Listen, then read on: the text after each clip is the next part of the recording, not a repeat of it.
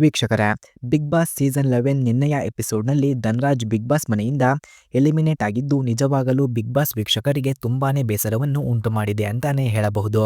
ಇದೀಗ big boss ಮನೆಯಿಂದ ಹೊರಬಂದಿರುವಂತಹ ಧನರಾಜ್ ಆಚಾರ್ ತನಗೆ ಬಿಗ್ ಬಾಸ್ ಇಂದ ಸಿಕ್ಕಂತಹ ಎಲ್ಲ ಹಣವನ್ನು ತನ್ನ ಮಗುವಿನ ಹೆಸರಿನಲ್ಲಿ ಪುತ್ತೂರಿನ ಆಶ್ರಮವೊಂದಕ್ಕೆ ದಾನ ನೀಡಲು ಮುಂದಾಗಿದ್ದು, ಅಷ್ಟರಲ್ಲಿ ಬಿಗ್ ಬಾಸ್ನಿಂದ ಧನರಾಜ್ ಆಚಾರ್ಗೆ ಸಿಕ್ಕಂತಹ ಪೇಮೆಂಟ್ ಎಷ್ಟು ಮತ್ತು ಪುತ್ತೂರಿನ ಆಶ್ರಮಕ್ಕೆ ಧನರಾಜ್ ಆಚಾರ್ ಎಷ್ಟು ಹಣವನ್ನು ನೀಡಿದ್ದಾರೆ ಎನ್ನುವ ಸಂಪೂರ್ಣ ಮಾಹಿತಿಯನ್ನು ಈ ಒಂದು ವಿಡಿಯೋದಲ್ಲಿ ನಾವು ನೋಡೋಣ.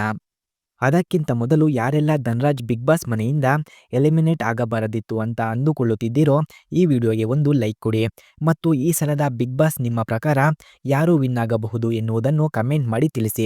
ವೀಕ್ಷಕರೇ, ನಿನ್ನೆ ಬಿಗ್ ಬಾಸ್ ಮನೆಯಿಂದ ಹೊರಬಂದಂತಹ ಧನರಾಜ್ ಆಚಾರ್ ತನ್ನ ಸೋಷಿಯಲ್ ಮೀಡಿಯಾದಲ್ಲಿ ನನಗೆ ಬಿಗ್ ಬಾಸ್ನಿಂದ ಸಿಕ್ಕಂತಹ ಎಲ್ಲ ಹಣವನ್ನು ಪುತ್ತೂರು ವೃದ್ಧಾಶ್ರಮಕ್ಕೆ ನೀಡುತ್ತೇನೆ ಎಂದು ಪೋಸ್ಟನ್ನು ಹಾಕಿಕೊಂಡಿದ್ದು, ಧನರಾಜ್ ಆಚಾರ್ ಅವರೇ ಹೇಳಿಕೊಂಡಿರುವ ಹಾಗೆ ಬಿಗ್ ಬಾಸ್ನಿಂದ ಸಿಕ್ಕಂತಹ ಸುಮಾರು 4,20,000 ರೂಪಾಯಿ ಹಣವನ್ನು ಧನರಾಜ್ ಆಚಾರ್ ಅವರು ಪುತ್ತೂರು ಆಶ್ರಮಕ್ಕೆ ದೇಣಿಗೆಯಾಗಿ ನೀಡಲಿದ್ದಾರೆ.